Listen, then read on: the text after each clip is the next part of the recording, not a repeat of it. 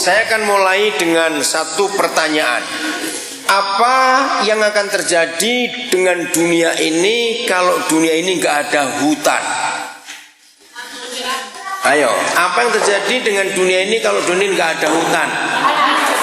Panas? Bukan. Tenggelam?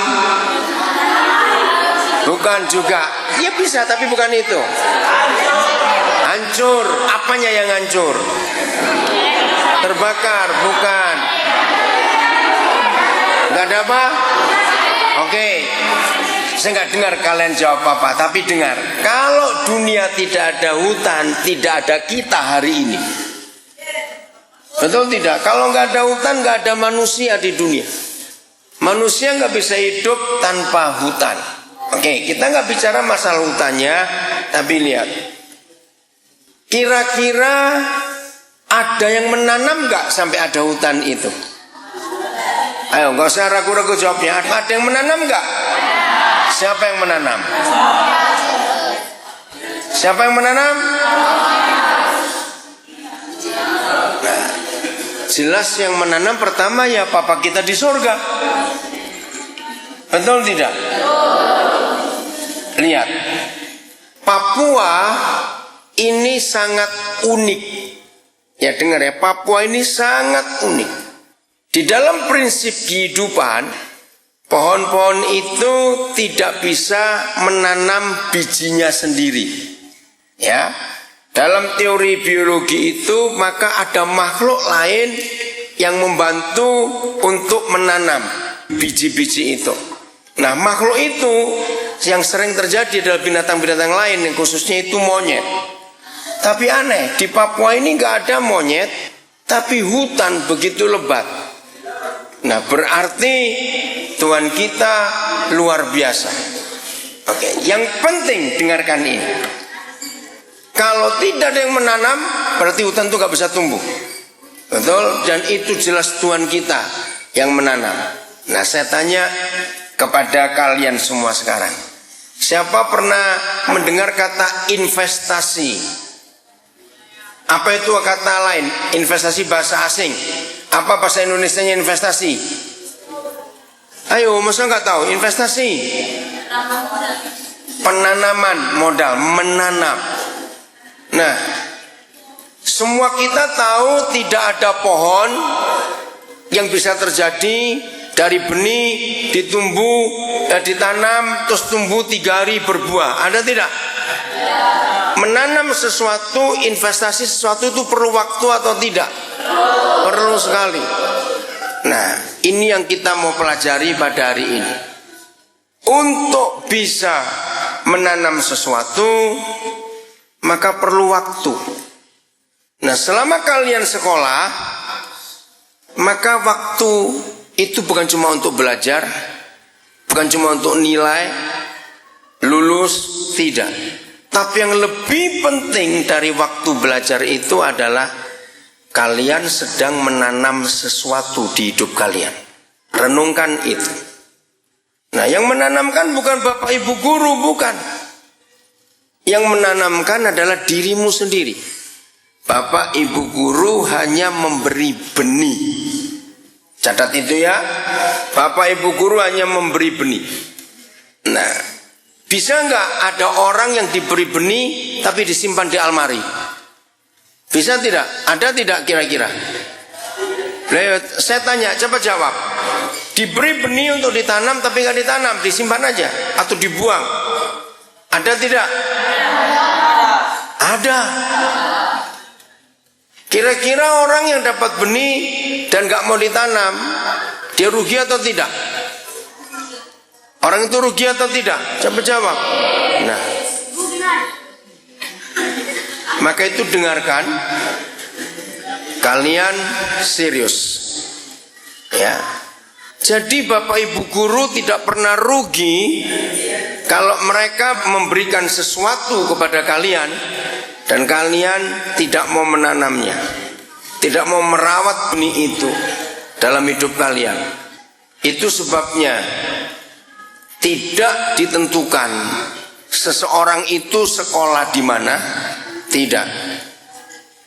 Walaupun orang itu di sekolah yang terbaik sekalipun, ini satu contoh bahwa kalau kalian tidak serius untuk menanamkan benih yang diberikan oleh guru-guru itu, maka kalian akan rugi.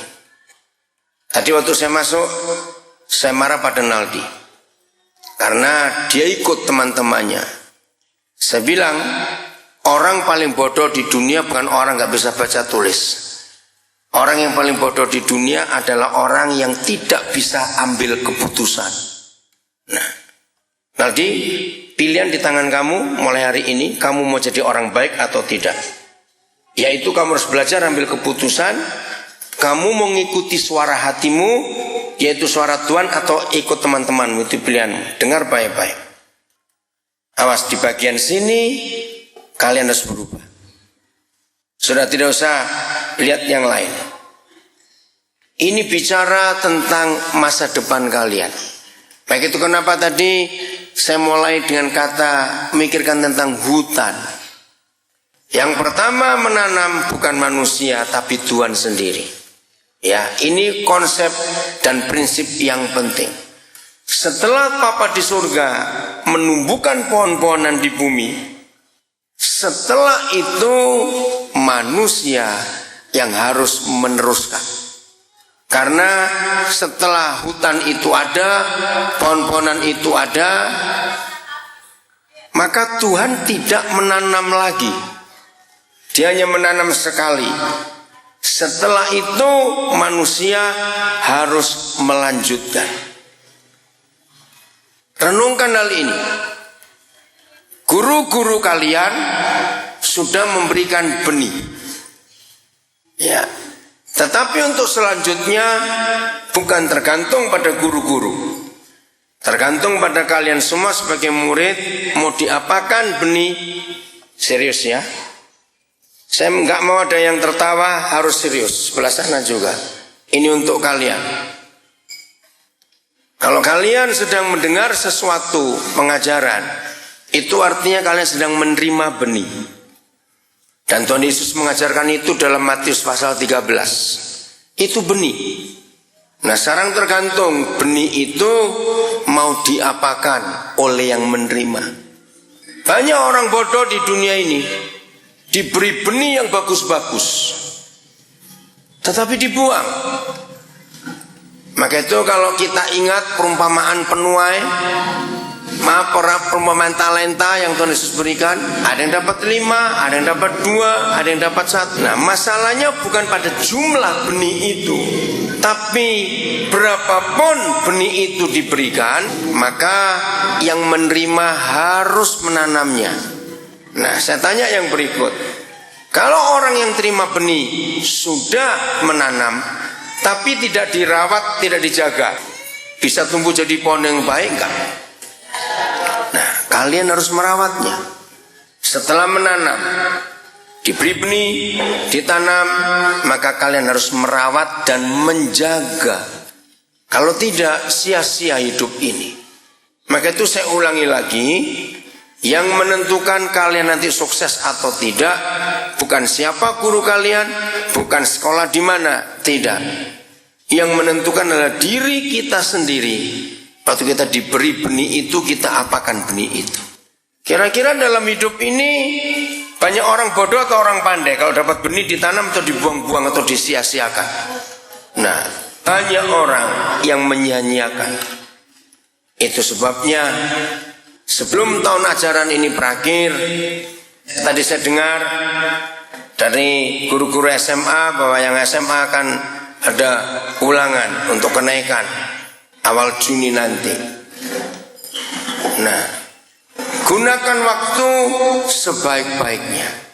Bukan untuk guru-guru kalian, bukan untuk yayasan, bukan untuk sekolah ini, tapi untuk kalian sendiri. Simpan konsep ini, prinsip ini, bahwa setiap kalian mendengar pelajaran, benih itu diberikan. Tapi benih itu akan jadi apa? Tidak tergantung siapa yang memberi benih itu, tapi tergantung siapa? Ayo, tergantung siapa? Diri sendiri. Maka itu jangan pernah buang benih-benih yang kalian sudah terima. Karena itu sangat rugi kalau kalian sia-siakan. Jelas? Nah, lagi sekali pilihan ada di tangan kalian. Mau apa? Mau jadi bagaimana? Ini yang luar biasa. Saya mau bacakan sebuah pertanyaan dari seorang anak yang umur 9 tahun. Ya, dari Australia, di kota Brisbane. Saya kagum pada anak ini karena dia bisa anak 9 tahun. Ya, saya akan baca apa adanya. Nah, sebentar ya. Ini menarik sekali. Nanti kalau kamu sudah betul mau berubah boleh duduk. Tapi Bapak nggak mau kamu ribut di situ. Awas. Dengar ya, saya akan bacakan ini. Dia panggil saya Opa. Hai Opa Daniel, this is Shanice. I've been reading the Bible and have a few questions. If God created us, who created him? When and where did God create dinosaurs? How can God have superpowers? Also, why did God create the tree of life if he knew that Adam and Eve were going to eat it? Ya, saya terjemahkan bahasa Indonesia. Opa Daniel, saya Senis. Saya baca Alkitab dan saya mendapat beberapa pertanyaan. Kalau Tuhan menciptakan kita, lalu siapa yang menciptakan dia? Lalu kapan dan di mana Tuhan menciptakan dinosaurus? Dari mana Tuhan mendapat kekuatan yang super, yang maha kuasa itu? Juga kalau Tuhan sudah tahu bahwa Adam dan Hawa akan makan buah pengetahuan itu, baik dan jahat itu, kenapa dia ciptakan buah itu? Waktu saya dapat ini, saya telepon papanya. Ya, papanya itu sopir taksi. Saya tanya, kamu mempengaruhi anakmu atau dia tahu sendiri? Justru malah papanya yang kaget. Ada apa? Nah, terus saya bacakan pertanyaan anaknya ini kepada papanya. Papanya jadi bingung. Kenapa dia bisa tanya begitu? Nah, yang mengherankan lagi buat papanya, kenapa dia bisa? Karena papanya itu anak rohani saya, malah papanya itu yang heran. Kenapa dia bisa berani tanya gitu pada papa? Nah, saya bersyukur kalau anak ini berani bertanya seperti ini kepada saya. Saya berdoa minta hikmat Tuhan. Karena apa? Buat saya jauh lebih mudah menjawab pertanyaan orang dewasa daripada pertanyaan anak-anak. Betul tidak? Pertanyaan orang dewasa gampang dijawab. Karena kalau pertanyaan orang dewasa, jalan pikirannya sudah sama. Ini pertanyaan anak umur 9 tahun. Dia masih kelas 4 SD. Dia memberikan jawaban begini. Saya jawab dia, why our Father be called the Almighty and the Omnipotent? Because he can mix everything, include he makes himself. He create himself. Jadi saya ceritakan kepada dia, mengapa papa kita disebut yang maha kuasa, punya superpower dan yang maha hebat? Karena dia bisa buat apa-apa. Bahkan dia yang membuat, yang menciptakan dirinya sendiri. Karena dia bisa menciptakan dirinya sendiri, dia bisa menciptakan segala sesuatu, maka dia disebut maha kuasa. Yang kedua saya tanya, dinosaurus, he created between Genesis 1 verse 1 and 2. Jadi kalau sekalian baca antara Kejadian 1 ayat 1 dan ayat 2, antara itu maka ada tenggang waktu yang lama sekali. Coba semuanya buka Kejadian 1 supaya kalian juga belajar dan guru-guru juga belajar ini. Ya, guru-guru supaya belajar lihat Alkitab. Ya, Kejadian 1 ayat 1 dan ayat 2. Ya, kita akan melihat Kejadian 1 ayat 1 dan ayat 2. Pada mulanya Papa kita ciptakan apa? Langit dan bumi. Berarti langit dan bumi sudah ada atau belum? Sudah. Siapa bilang belum tadi? Pada mulanya Tuhan ciptakan apa? Langit dan bumi. Berarti sudah ada. Nah, di sini kita percaya binatang-binatang purba. Saya sedang menabur benih untuk kalian. Simpan benih itu baik-baik. Harus serius. Jadi saya tanya lagi. Berarti langit dan bumi sudah ada atau belum? Kalau langit dan bumi sudah ada, jadi bumi sudah ada isinya belum? Sudah. Nah, ini banyak yang salah. Sudah ada isinya. Langit dan bumi sudah selesai. Nah, di ayat 1 itu binatang-binatang purba ada. Apa saja contoh binatang purba? Dinosaurus, apalagi? Ya, sejenisnya itu. Mamut, gajah yang besar berbulu, dan banyak yang lain lagi. Sudah ada. Terus ayat 2 bunyi apa? Baca ayat 2. Nah, ini masalahnya. Bumi, nah terjemahnya salah. Bumi berubah bentuk, itu yang betul. Lalu apa? Gelap gulita. Perhatikan baik-baik. Kalau ada kalimat gelap gulita, bumi gelap gulita, berarti tadinya ada terang atau tidak? Ada. Ayo contoh begini. Ini malam hari misalnya, ya. Begitu malam hari kita lagi nonton TV, lagi main-main atau apa, tiba-tiba listrik padam. Kita berkata gelap. Betul? Kalau tadinya terang dan tetap terang, orang bisa berkata gelap tidak?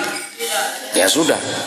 Jadi kalau dikatakan dan gelap gulita, berarti tadinya ada terang.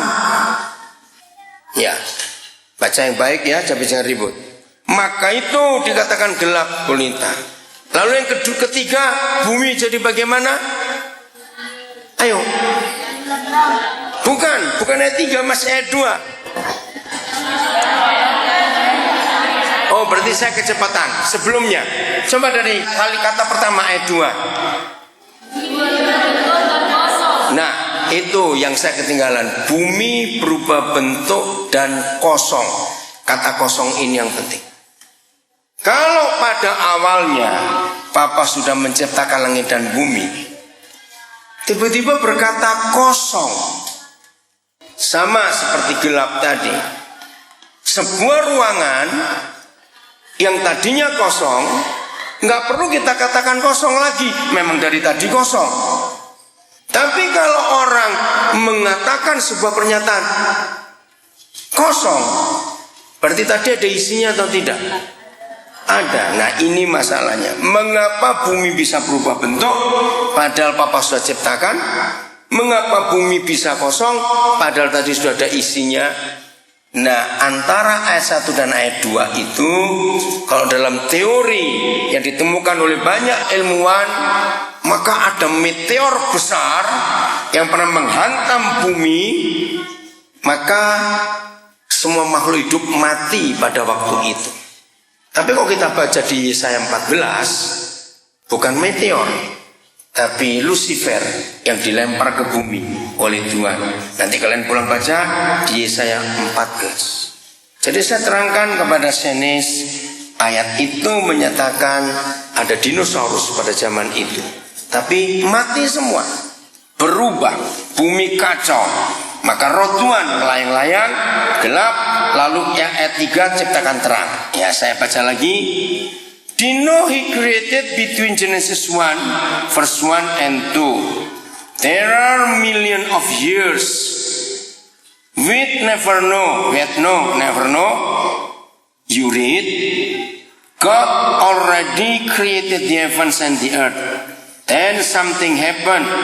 The earth became empty, chaos, very dark. So in that very moment, all things that God had created vanished away. Hancur. Dinosaurs too.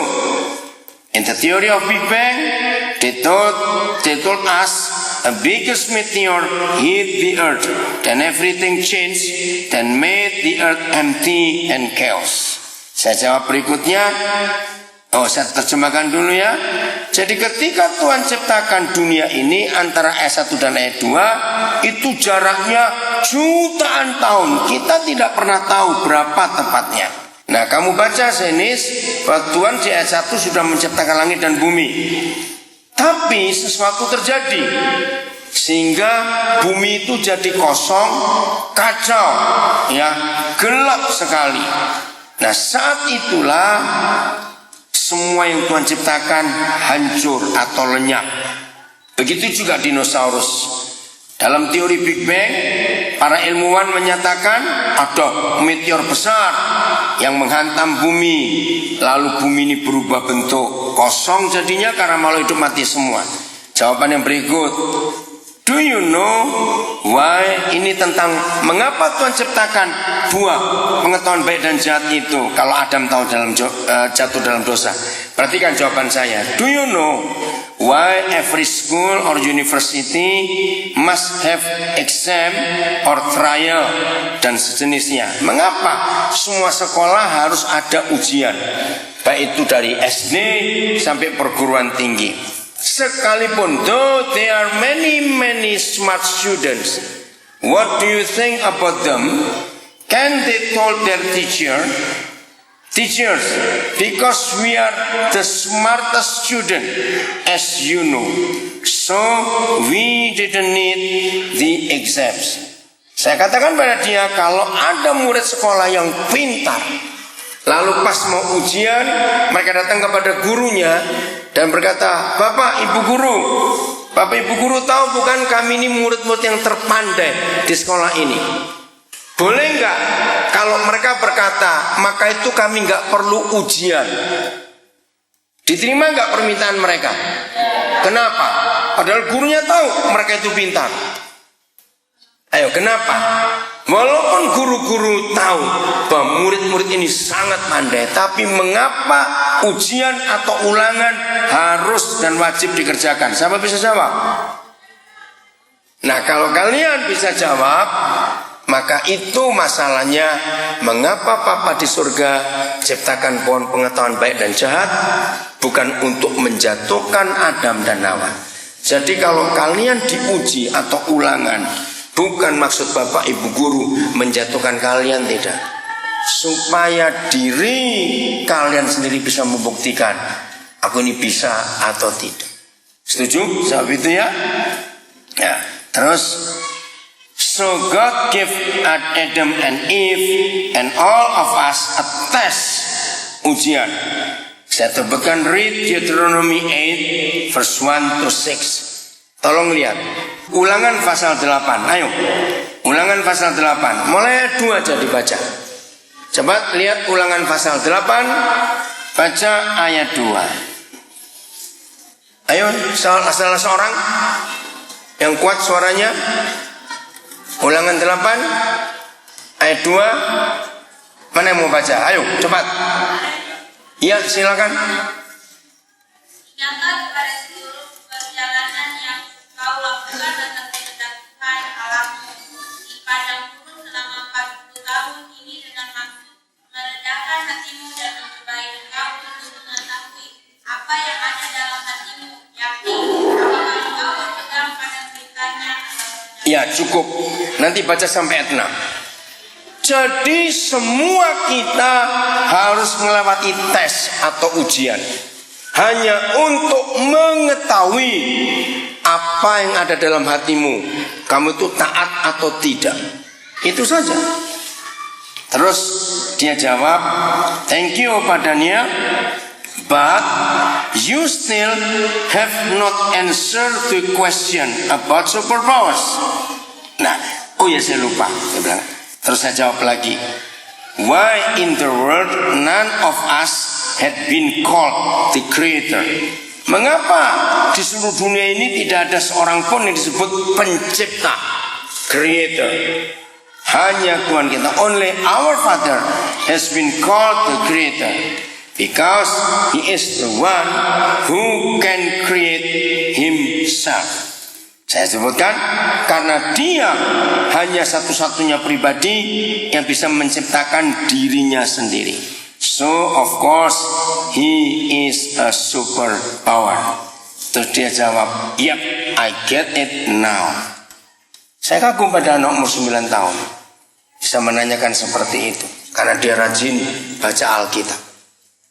Maka mulai hari ini semua guru-guru kalian, ibu, bapak guru, pengasuh, semua orang tua dan siapapun memberikan apa tadi? Memberikan apa? Benih. Semua yang datang dari Tuhan benih yang baik atau benih yang jelek? Tapi mengapa ada orang bisa gagal hidupnya, bisa hancur hidupnya, bisa kacau hidupnya, padahal orang itu pun menerima benih yang baik? Karena menyia-nyiakan benih itu, tidak ditanam dengan baik di hidupnya. Kami semua mbak-mbak Tuhan, bapak ibu guru kalian, semua kami pengurus yayasan mengharapkan, ya, mulai dari sekarang tanam benih itu baik-baik, dan diharapkan 10 tahun yang akan datang yang masih SMP, 5 tahun yang akan datang yang sudah SMA, kalau kita ketemu lagi entah di mana, kami semua berharap kalian jadi orang-orang hebat. Amin. Tapi lagi sekali ditentukan oleh pilihan kalian dari hari ini. Benih yang sudah diberi, kalian akan apakan? Lagi sekali saya katakan, ketika Papa kita menciptakan bumi dan dia buat hutan begitu hebat seluruh dunia, maka sejak itu dia tidak menanam apa-apa lagi, sebab dia serahkan kepada manusia untuk menanam berikutnya. Maka itu kalau bumi nggak ada hutan, kita nggak ada di bumi ini. Jadi siapkan diri kalian menanam semua benih yang sudah diajarkan. Mau? Ya kalau tidak rugi sendiri. Mari kita menghampiri Bapa kita di surga.